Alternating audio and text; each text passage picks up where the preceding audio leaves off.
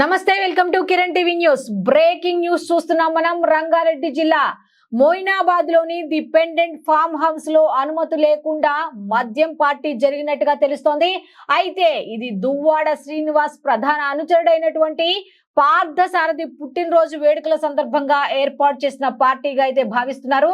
అయితే దీంతో పాటు మాధురి పుట్టినరోజు కూడా, దువ్వాడ మాధురి పుట్టినరోజు కూడా జరిగిందని పోలీసులు అయితే అంచనా వేస్తున్నారు. సుమారు 29 మంది పార్టీలో పాల్గొన్నట్టుగా తెలుస్తుంది.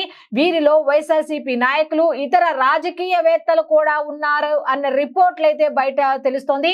పార్టీలో డీజే, ఆర్కెస్ట్రా, అలాగే డాన్స్, మద్యం, హుక్కా, అలాగే హుక్కా ప్యాకెట్స్ 5 నుంచి 7 వరకు వంటివి ఉపయోగించినట్టుగా తెలుస్తోంది. స్థానికుల ఫిర్యాదులు అంటే గట్టిగా మ్యూజిక్ రావడం, లేకపోతే అనుమతి లేకుండా ఇటువంటి సమావేశాలు నిర్వహించడంపై స్థానికులు ఆగ్రహం వ్యక్తం చేస్తూ Rajendra Nagar SOT special operations team పోలీసులు దాడి చేశారు. దీంట్లో దాడిలో 10 స్కాచ్ బాటిళ్లు, అలాగే హుక్కా పరికరాలు అయితే స్వాధీనం చేసుకున్నట్టుగా పోలీసులు గుర్తించారు.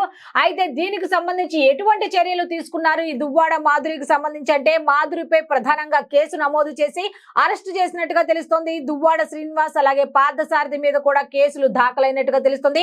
అయితే వీరిని అదుపులోకి తీసుకున్న పోలీసులు అయితే నోటీసులు అయితే జారీ చేసినట్టుగా తెలుస్తుంది. అయితే శ్రీనివాస్ ను తాత్కాలికంగా డిటైన్ చేసి విడుదల చేసినట్టుగా తెలుస్తుంది. కేసు ఐపీఎస్ సెక్షన్ల కింద ఎటువంటి కేసులు నమోదు చేశారు అంటే, అనుమతి లేని సమావేశం, అలాగే మద్యం అక్రమ విక్రయం, ఉపయోగం లాగా వాటి కిందకి రిజిస్టర్ అయితే అయినట్టుగా తెలుస్తోంది. అయితే దువ్వాడ మాధురి శ్రీనివాస్ కు సంబంధించి ఎటువంటి విషయం బయటకు వచ్చినా సరే ఈ విధంగా ప్రతి దాంట్లో వాళ్ళు ఏదో ఒక విధంగా ఫేమస్ అవుతూనే వస్తున్నారు అన్నట్టుగా మాటలు వినబడుతున్నాయి. ఇప్పుడు ఎక్కడ చూసినా కూడా ఈ రేవ్ పార్టీలు ఒకటి అనుమతి లేకుండా ఈ సెలబ్రిటీలు చేస్తున్న దీని మీద ఎక్కువగా చర్చనీయాంశంగా జరుగుతుంది. ముఖ్యంగా ఈ దువ్వాడ శ్రీనివాస్ మాధురి అని వార్తానంగానే చాలా మంది ఏంటని ఆసక్తిగా చూస్తారు. అయితే వీళ్ళ మీద అయితే కేసు నమోదు అయినట్టుగా పోలీసులు అయితే గుర్తించారు.